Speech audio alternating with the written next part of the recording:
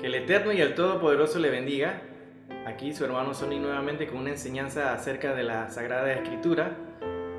Aprovechamos para darle un saludo a todos esos amigos, médicos, doctores que se han unido, a los amigos también de la iglesia, los hermanos de la vida verdadera. Bienvenido a este estudio. El verdadero nombre de Dios es el tema para el día de hoy y lo vamos a dividir en dos partes, hermanos, porque es un tema bastante extenso y hay que analizar bien lo que vamos a estudiar. Esto consta de una recopilación de más de 10 años de estudio acerca de esto, hermano, y espero que Dios le ponga en su corazón y le abra el entendimiento para que asimilen lo que viene. Así que entremos al estudio. Es sabido y conocido que el término Dios no es una traducción directamente del hebreo que equivale a Él y sus derivados, por tanto no procede de allí. ¿De dónde entonces viene la palabra Dios? Es un término que viene tanto del latín o del griego, del latín que se traduce como Deus y del griego Theos. Todo procede del nombre conocido como Zeus, relacionado con la adoración a esta deidad griega, el dios Zeus. También tenemos que se están relacionados con la deidad griega otros términos como Júpiter, o en el caso de esta deidad griega, o en el caso de las lenguas teutónicas como el Tiu, que de ahí se origina la palabra en inglés que es Tuesday, que en español sería martes, es decir, el dios Júpiter, el Zeus. Ellos lo tratan como el dios. También es conocido como Janus, perpetuado así hasta la actualidad, como en inglés se llama enero, que es January, dios de dos caras. Y tenemos a Diana, que es la versión femenina de Dios, o sea, de Zeus Júpiter.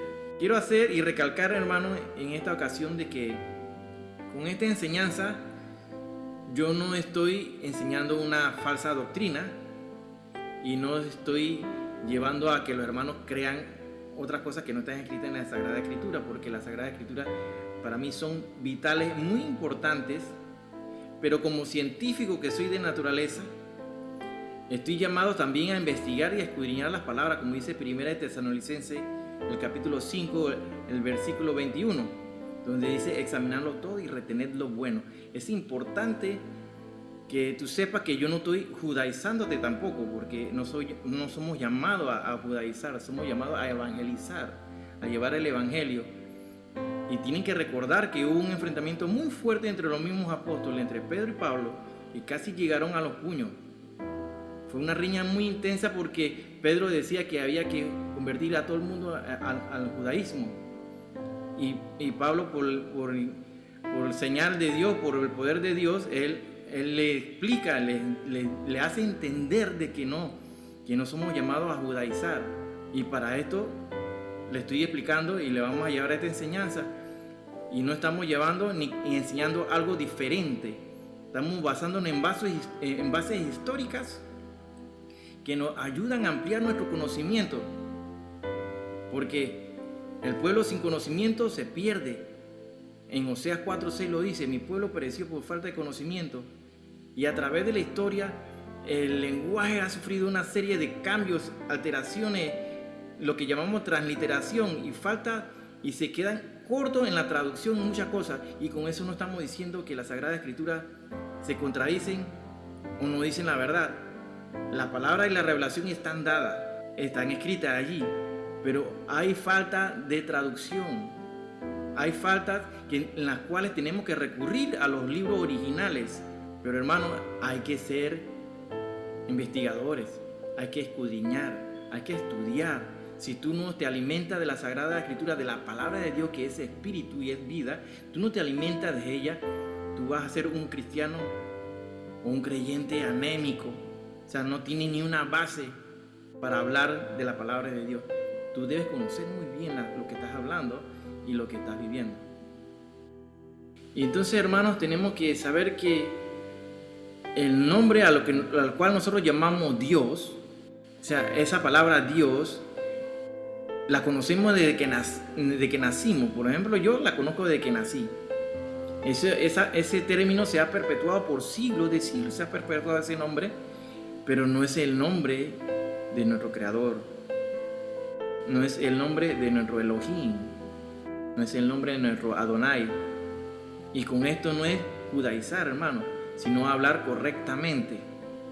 Vamos a comenzar primeramente con el nombre de nuestro Señor, que así lo conocemos como el Señor, Jesús, y el término hebreo lo más cercano a lo que es en los escritos originales, que es Yeshua.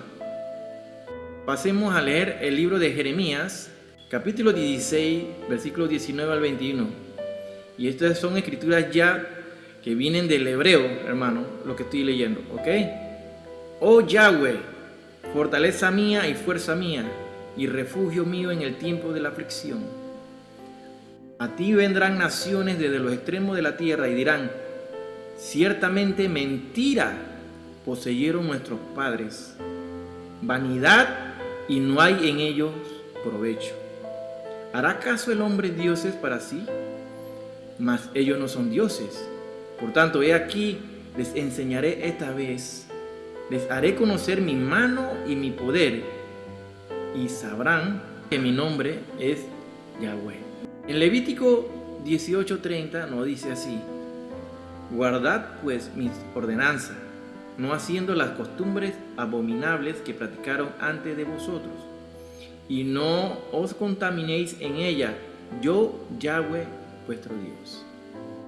Estamos viendo aquí, hermano, que la palabra de Dios es clara y nos está ordenando de que no podemos imitar aquellas cosas que nos han enseñado. Bueno, hay muchas cosas que sí nos enseñan y que son correctas, pero para eso tenemos que analizarlo todo y escudriñarlo y retener lo bueno. Pues el nombre de nuestro Señor Jesucristo a través del tiempo fue cambiando por las traducciones. Asimismo, surgieron muchas costumbres, tradiciones paganas que fueron introducidas a la iglesia. Fueron introducidas a la iglesia primitiva y de esta manera se perpetuaron a través del tiempo hasta la actualidad. Sabemos que en los tiempos antiguos hicieron aquellos que perseguían la iglesia, por ejemplo, transformaron las fechas paganas, las transformaron a fechas cristianas, a festividades cristianas. Entonces las mezclaron todas. Por ejemplo, aquí estoy mostrando que en el tiempo antiguo se hizo esto. Hacían coordinar los equinoccios y los solsticios, tanto de invierno, verano, otoño y primavera, la hacían coordinar de acuerdo a las fiestas cristianas. Entonces, ¿qué pasó? Al que se está adorando aquí no es a nuestro eterno, el todopoderoso, a nuestro creador, el Padre. Ahí no se adora a él, se adora al sol, al dios sol. Ahí tenemos a Horus, a Osiris y a Isis, que imitan la Santa Trinidad, que es Padre, Hijo y Espíritu Santo. Y así lo tenemos. Samiramis, o conocida como Isis, la diosa del amor. Tenemos a Osiris, tenemos a su hijo Tammuz. Y miren, para darle un ejemplo, vean esta, que es la diosa Isis y su hijo Horus. Y lo mismo hizo la iglesia posterior, erigiendo una imagen con el niño Jesús. O sea que fue una réplica, una copia de un dios pagano. Y hasta en la actualidad la tenemos. Y todos hemos pensado, pero eso salió de la iglesia católica. No, eso es muchísimos siglos antes, con la diosa Isis y su hijo Horus. Entonces la gente celebraron los carnavales, que era la adoración a una falsa religión, a la carne. Y ahí lo vemos. Y pasemos aquí, donde mencionamos al dios Tammuz. La leyenda cuentan que el dios Tammuz fue asesinado por un ataque de un jabalí. Mira lo que dice Ezequiel 8:14. Y me llevó a la entrada de la puerta de la casa de Yahweh, que está al norte. Y he aquí mujeres que estaban allí, sentados endechando a Tammuz, para que vean que en la Sagrada Escritura sale la palabra Tammuz, y no es ni por accidente ni por otra cosa, sino es que para ese tiempo se adoraba al dios Tammuz. Entonces ellos hablan de que una vez asesinado, muerto el dios Tammuz, hacen 40 días de penitencia que hacía la diosa madre por la muerte de su dios Tammuz, y de ahí es donde sale lo que se llama Cuaresma. La Cuaresma, que es una fiesta pagana. Les invito a que investiguen, y no todo lo que yo les digo aquí se mantengan a ese nivel, sino que te tienen que investigar, y eso de donde se origina la Cuaresma que conocemos hasta el día de hoy. Y es así como se marca en la iglesia católica, te lo ven, que le hacen esa señal de la Cuaresma, ¿no? Le hacen la señal de la ceniza en la frente. Y en este señor conocido como Constantino, él que realizó la jugada magistral para cambiarse, digamos así, de equipo, porque entre los que perseguían y los perseguidos, él se dio cuenta que entre más cristianos se perseguían y eran sacrificados, se duplicaba la cantidad de seguidores de Cristo. Entonces, ¿qué pasó? Él vino y se convierte al cristianismo. Constantino vio que en ese momento él podía unir el poder religioso y el poder político en uno solo. La unión de la religión y la política en uno solo. ¿Y qué hace entonces Constantino?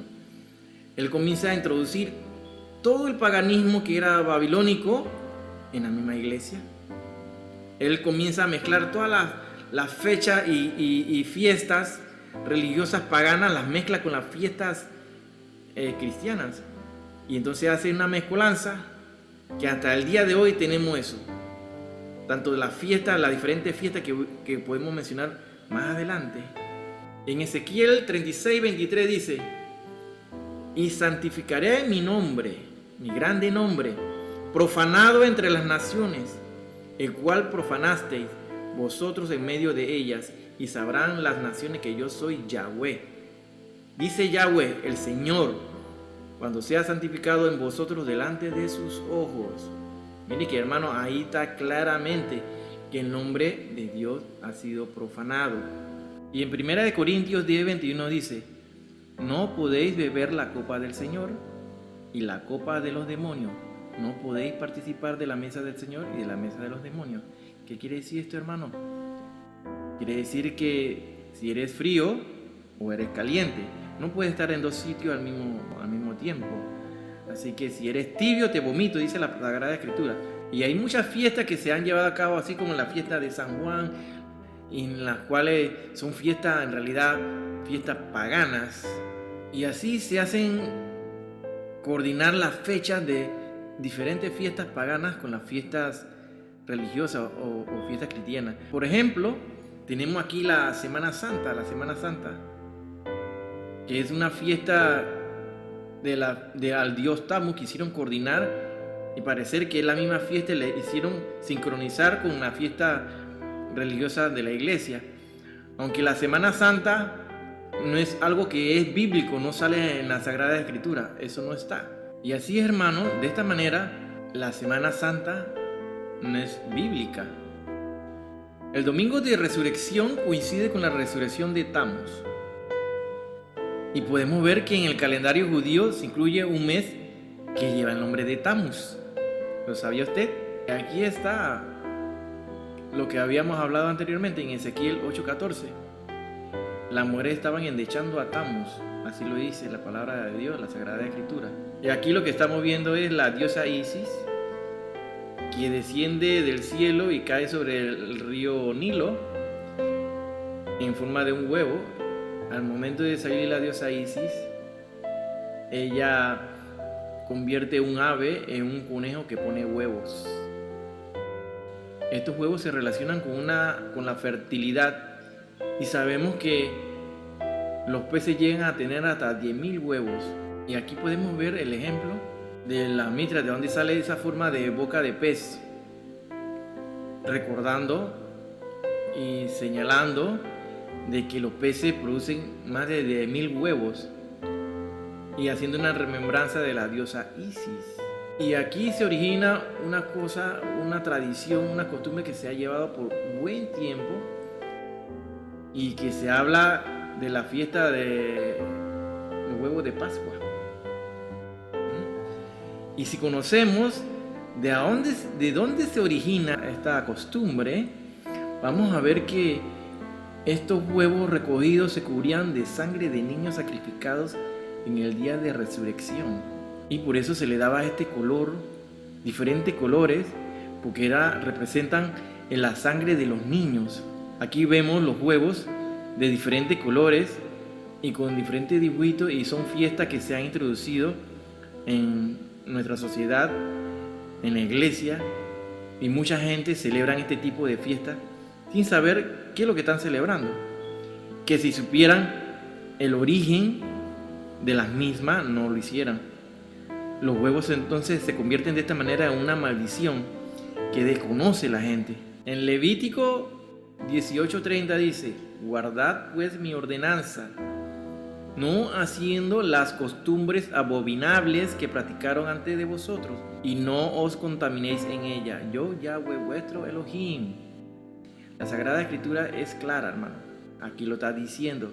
No debemos imitar y ni practicar este tipo de costumbres, porque estamos adorando a un Dios que es pagano, y nuestro Dios, nuestro Adón, no es pagano. ¿Estamos claros? Y recuerden que donde dice Yahweh, ese es el verdadero nombre que vamos a estar exponiendo en la segunda parte de esta conferencia. Queremos recordarles desde cuándo se utiliza el nombre de Dios, que nosotros llamamos Dios. Recordemos que esa palabra vienen de dos palabras, tanto del griego y del latín, que son derivados del nombre Zeus, que es un nombre pagano, un dios pagano. Podemos buscar en Génesis 4:26. Si buscamos en Génesis 4:26, ¿qué nos dice? Y a Set también le nació un hijo y llamó su nombre Enos. Entonces los hombres comenzaron a invocar el nombre ¿de quién?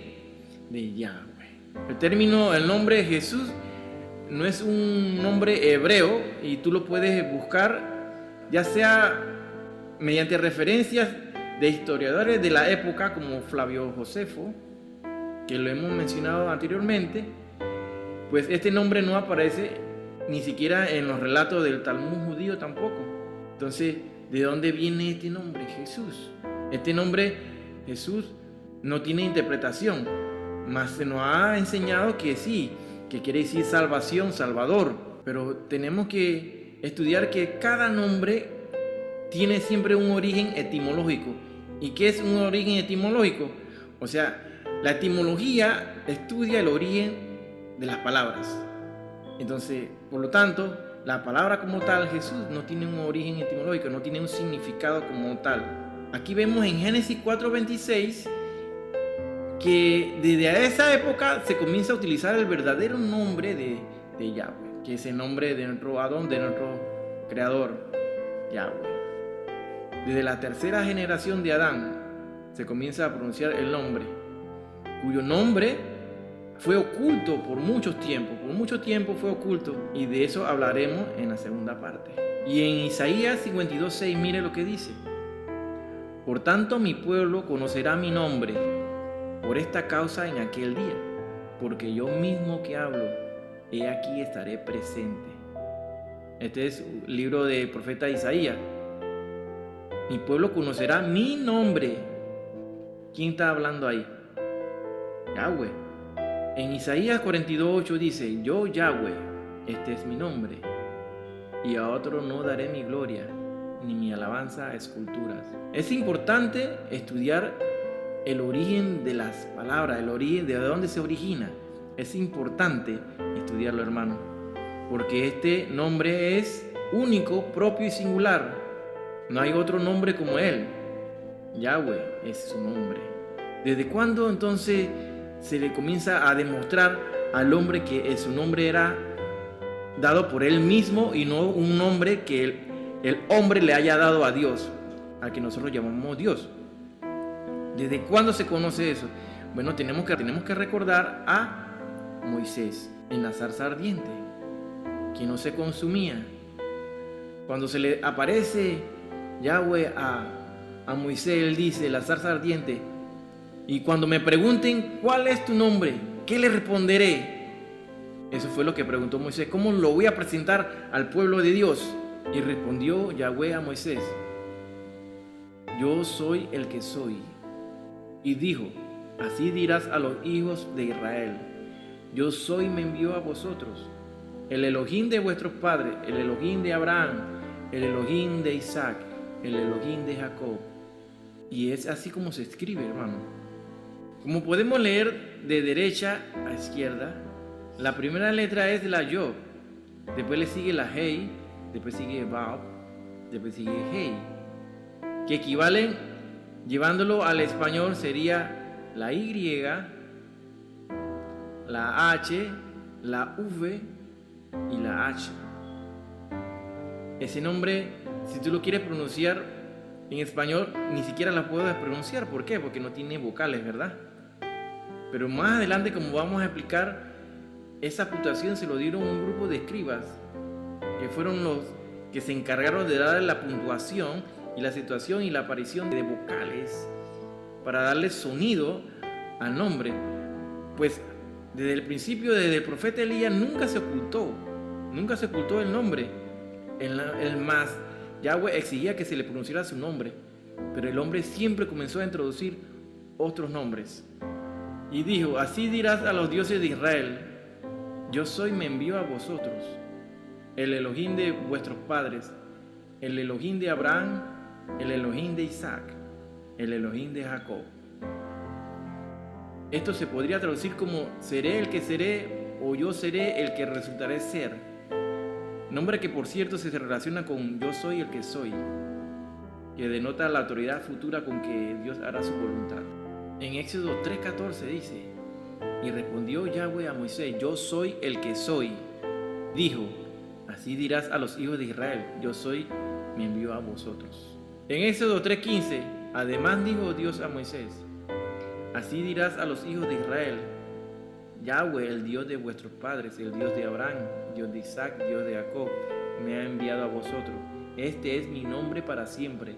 Con él se me recordará para todos los siglos. En Éxodo 23 dice así, no tendrás dioses ajenos delante de mí. Y en Deuteronomio 4:24 dice, porque Yahweh tu Dios es fuego consumidor, Dios celoso. En el Pentateuco y en el idioma hebreo, en el cual el versículo de yo soy el que soy fue escrito, las letras que se designarían el nombre de Dios serían Yod, Hei, Vav, Hei. Eso es lo que significa yo soy el que soy. Este tetagrama, conocido como la YHWH, denota el tetagrama un nombre que fue traducido, que habría sido el origen de la palabra Yahvé. Y como esa palabra la encontramos en la Biblia, Yahvé es derivado del nombre de Yahweh, como se debe pronunciar el nombre de nuestro Dios. Por ejemplo, los eruditos modernos católicos conjeturan que originalmente el tetagrama se pronunciaría así como Yahweh, que habría sido el origen de la palabra Yahvé. Y aquí lo vemos en la palabra conocida que es, en todos los idiomas es igual, la palabra aleluya. Como podemos aquí observar el nombre aleluya, la palabra alelú quiere decir se ha alabado. Y la palabra ya, que es la forma abreviada de Yahweh, forma parte de esta palabra aleluya. Y lo vamos a conocer así como se ha alabado Yahweh. Eso es lo que quiere decir aleluya. Se ha alabado Yahweh. Yahshua HaMashiach es el nombre de nuestro Rey, nuestro Mesías. Como puedes observar aquí, el nombre de Yah, o sea, la Y, la A y la H, es la forma abreviada de Yahweh. Entonces, ¿qué quiere decir y qué nos está enseñando aquí la palabra? Que Yahshua quiere que sepa que Él es Yahweh. En la escritura ahí está plasmado el Padre y yo uno somos. Y aquí Él te está dando a entender que Yahshua es Yahweh. Son uno. Este ejemplo lo podemos ver también en la palabra de la ciudad que Dios elige como el centro de la humanidad, del pueblo de Él, el pueblo judío. Ahí está Jerusalén, cuyas letras primeras denotan el nombre de Yahweh. En Deuteronomio 12:5 dice: sino que el lugar que Yahweh vuestro Dios escogiere entre todas vuestras tribus para poner allí su nombre para su habitación, ese buscaréis y allí iréis. Entonces, ¿de dónde viene el nombre de Jesús? Nombre que hemos conocido desde que tenemos conciencia. ¿De dónde vino? Bueno, hay judíos rabínicos que dicen que la pronunciación en la escritura original sigue siendo materia de debate entre los estudiosos y religiosos del tema. El nombre que aparece tanto en los relatos del Talmud judío e historiadores no es el nombre de Jesús, es el nombre de Yahushua o Yeshua. Ese es el nombre que aparece. Yahshua lo puedes ver en un diccionario Strong en el número 3091 y significa salvación de Yahweh. Aunque Yahshua tiene las tres primeras letras que tienen el nombre de Yahweh, los judíos las pronuncian como Yehoshua, y esas vocales son las que pusieron los masoretas en el texto hebreo. Los masoretas fueron aquellos que escribieron, que le dieron la puntuación, los puntos y comas, dividieron en capítulos y versículos de la Biblia. Ellos son los que utilizan consonantes y le dan sonidos de vocales para que las palabras tengan un sonido, las cuales se las habían retirado o no la usaban en el nombre de Yahweh. Este nombre Yahshua, con el paso del tiempo los israelitas abreviaron a Yeshua, y no sabemos exactamente, pero para el tiempo de Nehemías, Esdras, Zacarías y Ageo, quienes vivieron durante y después del cautiverio, el nombre se usaba ya en las dos formas, el completo, o sea, Yeshua o Yehoshua. Ahora, hermano, para que sepan, ¿qué Biblia utilizó nuestro Señor? Yeshua. ¿Qué libro utilizó? Él utilizó una Biblia, hermano. ¿Y qué Biblia utilizó? Bueno, está comprobado en las Escrituras, tanto apóstoles, discípulos, el mismo Señor Yeshua utilizó la Septuaginta. ¿Y qué era la Septuaginta? La Septuaginta fue la Biblia que se utilizó para los tiempos de nuestro Señor Yeshua, y es citada incluso por los apóstoles en el Nuevo Testamento. ¿Cómo se origina entonces la Septuaginta? La Septuaginta se origina a petición de Ptolomeo Filadelfo II de Alejandría. Eso es en Egipto. Él tenía la máxima biblioteca, mega biblioteca, con la mayor cantidad de libros vistos por haber, pero le faltaba la Biblia de los hebreos. Él le solicita, según una carta que escribe Aristea a su hermano Isócrates, él le solicita al que manejaba la biblioteca, a Demetrio, para que le diga que Aristea vaya hasta Jerusalén y solicite a Eleazar, el sumo sacerdote de Jerusalén, para que enviaran cita a 72 sabios judíos para que tradujeran la Biblia hebrea. Eso es contando todos los libros de la Torá y lo del Antiguo Testamento. Entonces envían a 72 sabios judíos y en 72 días traducen toda la Biblia hebrea, del hebreo al griego. Recuerden que para ese tiempo el helenismo, o sea, los griegos, era la lengua que predominaba en ese tiempo.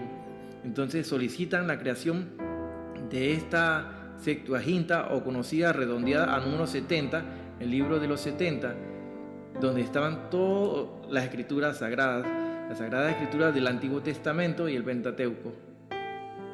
Esta Biblia fue utilizada y citada también por nuestro maestro Yeshua. Retornando al nombre y al origen de nuestro Señor Jesucristo, vemos al dios Zeus, donde en griego el nombre que se le da es de Jesús. Sacan el nombre y derivan el nombre de Jesús de Zeus, según eruditos rabínicos. El Talmud es un documento de formación del judaísmo rabínico al final de la antigüedad.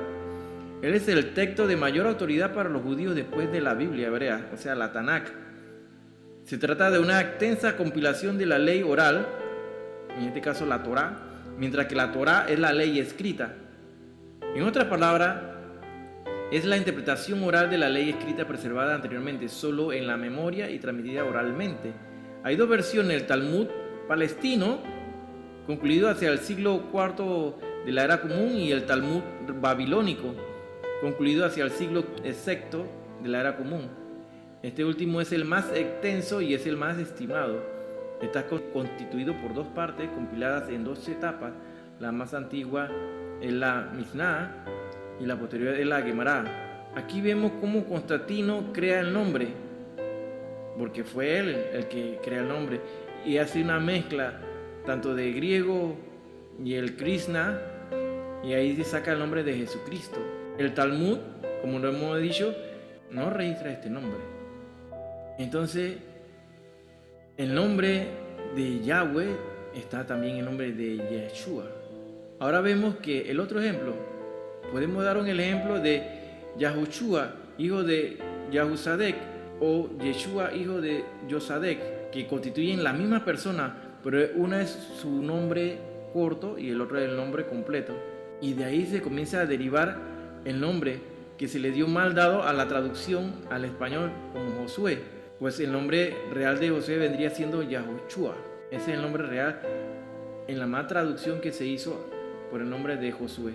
Existen documentos que hablan y explican bien, se registra el nombre correcto de Yeshua, así como el de Yehoshua, que es el primer nombre que se aparece para el tiempo de conocemos al sucesor de Moisés, que era Josué, al que nosotros conocemos como Josué.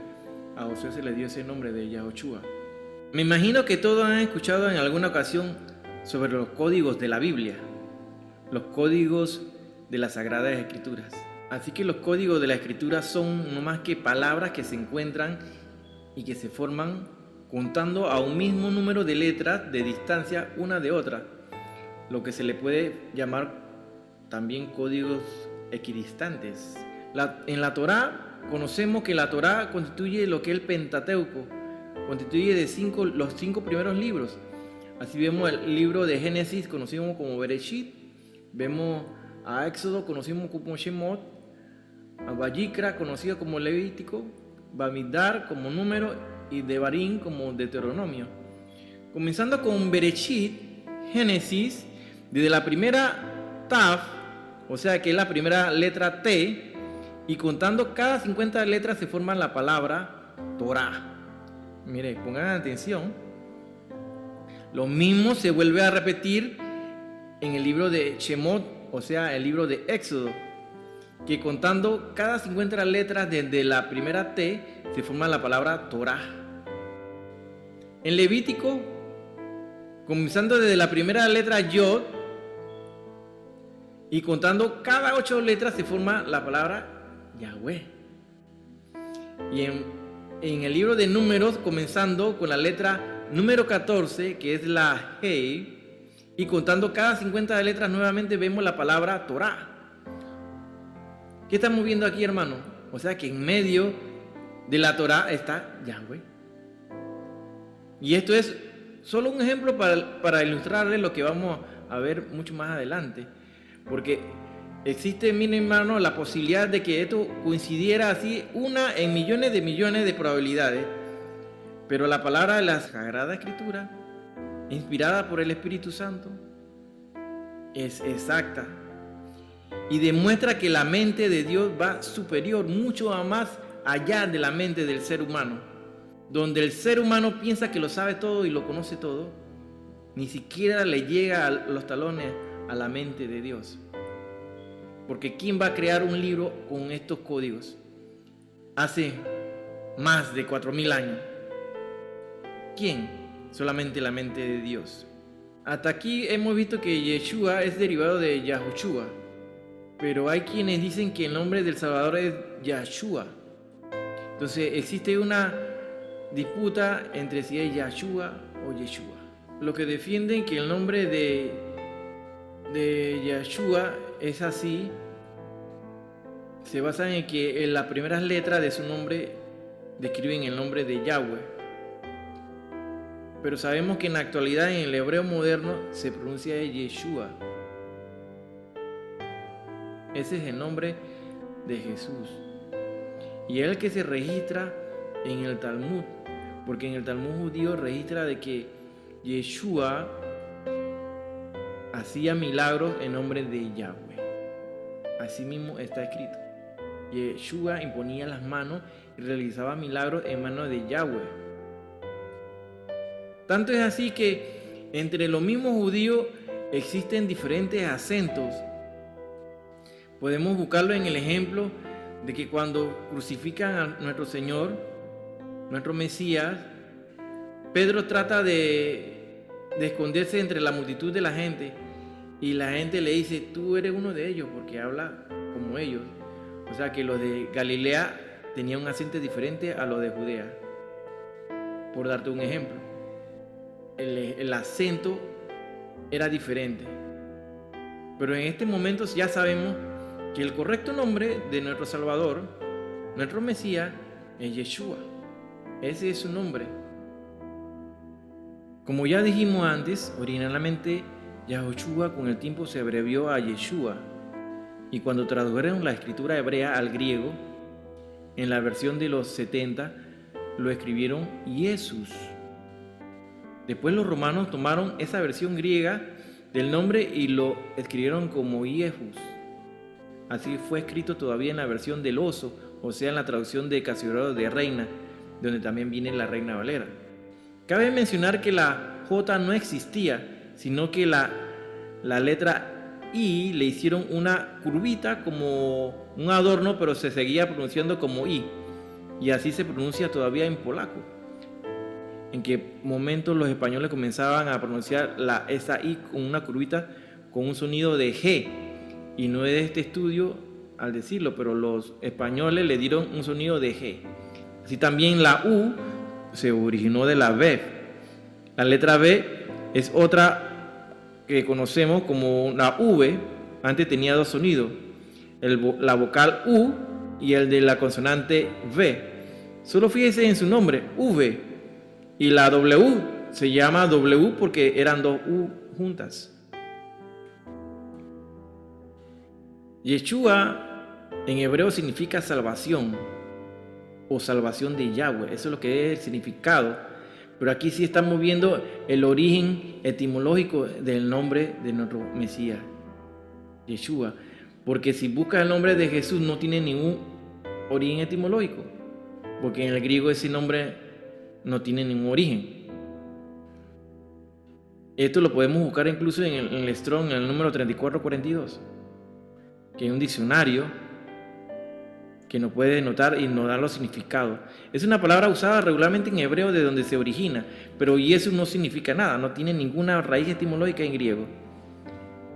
Para definir el significado de Jesús o el de salvación, en griego existe una palabra que es la soter. Soter significa salvador en griego, pero no es en este caso el nombre que tenemos, el de Jesús, que no tiene origen etimológico. Un ejemplo sería la palabra fútbol. En español no significa nada, aunque la gente use esa palabra, pero en el inglés, mire, eso lo podemos dividir en foot y en ball. Foot, que significa pies, y ball significa pelota. Y juntos sonaría así como pelota de pie. Por darle este ejemplo, hermanos. El nombre de Jesús. Nuestro Salvador, Él es misericordioso y Él sabe que nos referimos a Él cuando clamamos su nombre, Él sabe que nos referimos a Él. El Señor tiene mucha misericordia para con nosotros y paciencia sobre todo. Porque a través del tiempo el hombre ha tratado de ocultar los verdaderos nombres que se han perpetuado hasta la actualidad.